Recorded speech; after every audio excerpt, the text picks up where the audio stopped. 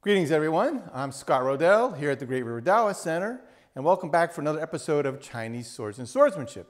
In this episode we're going to look at this really exceptional Duandao. This is a really special sword, and it's really unique in a number of ways. For one thing, for a Duandao, it's about average length at 57 centimeters, 22.5 inches.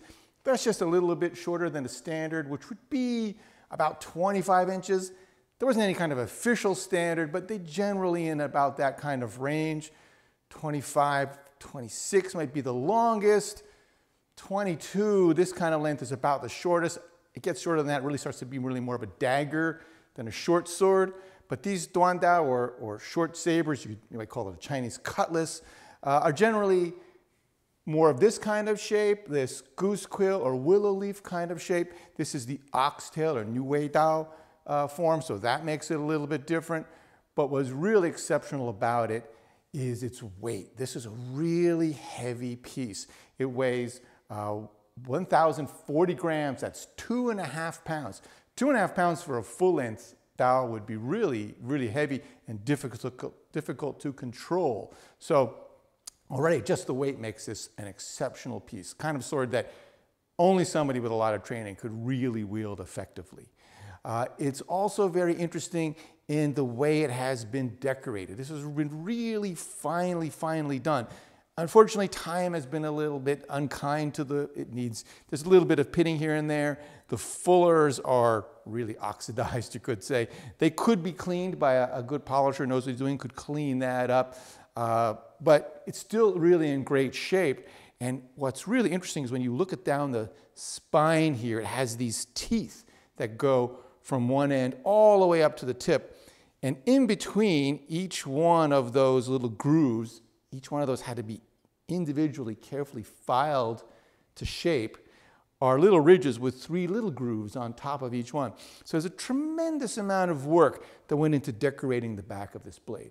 And if you look really closely, it's really interesting to see that the width of the sort of little cutout here between each tooth gets a little bit smaller as you go down the blade. So down here, they're really close together, and here they're by the foot of the blade, it's really quite wide. And that's a lot of work to put into a blade for something that's probably of no real functional value at all. So it's just a fantastic amount of work. And it says a lot about this kind of blade and who might have carried it.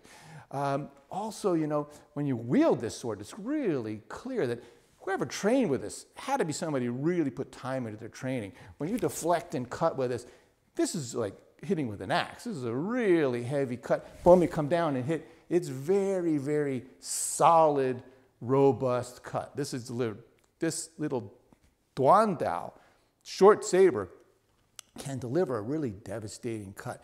So that's really another question as to like who is training with this kind of weapon. This is not your average sword that anybody can pick up and use. So probably not carried by somebody who, you know, maybe was a wealthy person or had some position in Qing society that thought, okay, I need to have, especially maybe during the Taiping Rebellion, I need to have a weapon on me just in case. Be more like this kind of weapon. This is at a 750-gram sword. That's more typical weight for a Duandao. So this is somebody who really put the time into training to be able to wield it. But at the same time, what also makes this a bit of a mystery is that it's not a battlefield kind of weapon, right? It's heavier than your average Chinese saber would be, right? At least by 1/2 pound. So who would have carried this and in what circumstance? And, you know, of course, we don't know. It's been passed down. Nobody knows for sure who carried this. But I have a couple of ideas. One is, somebody might say, well, this could have been a street performer's kind of blade. There were people demonstrating martial arts in the streets, often selling medicine as part of their act on the street. And, you know, they might have had a little bit, you know, nicer looking weapon, something to show off their skills a little bit more. And, you know, that could have attracted maybe a better level of clientele. And I think there's maybe possibility, but probably not, because your average street martial artist just wouldn't have had the money for a kind of blade like this. I mean, just stop and think for the moment how much time it takes with a file to make each one of these little grooves. That's just not likely. So I don't think that's possible, but probably not. Another possibility is that maybe it was a bodyguard's.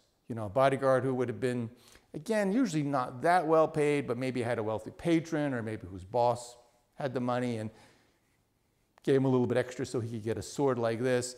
And perhaps, and this is just a suggestion, that when you turn this blade around, if you think of yourself being a bodyguard, you're not always using the edge, because when you use the edge, sort of like this, you might really harm somebody or kill them. So, you can't always, even if they're peasants, you're trying to protect your boss and get you through a crowd, you can't do that. You get in a lot of trouble. But if you flipped it around, maybe to use those teeth to kind of move people out of the way, so you're hitting them, kind of like more of like a little bit of a club, but you're not cutting them, so probably wouldn't get in trouble if you're the bodyguard for an important person.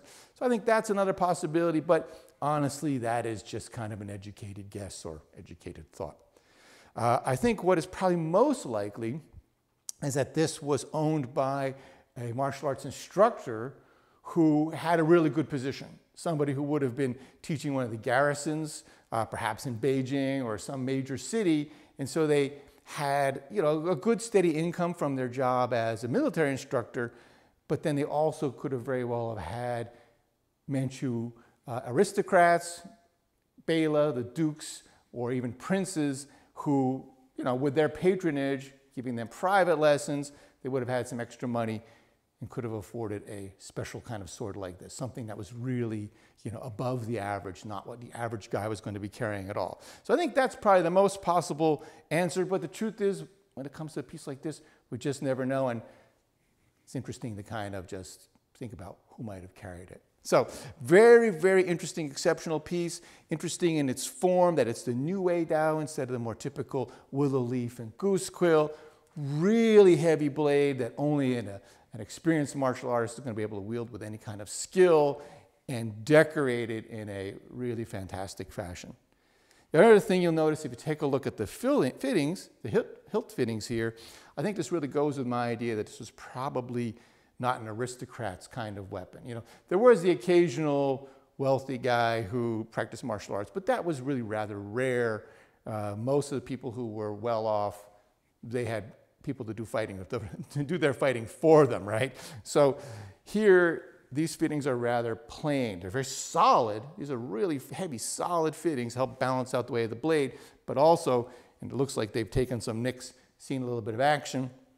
Good solid blade with a good solid set of fittings, but undecorated. So probably not somebody of standing. Somebody of standing would have had at least some minimal decoration here. So this, I think, again, speaks to the idea that this was probably an exceptional martial artist in some exceptional position in Chinese society, in the Qing society, who was able to have a little bit extra money for a fancy blade like this.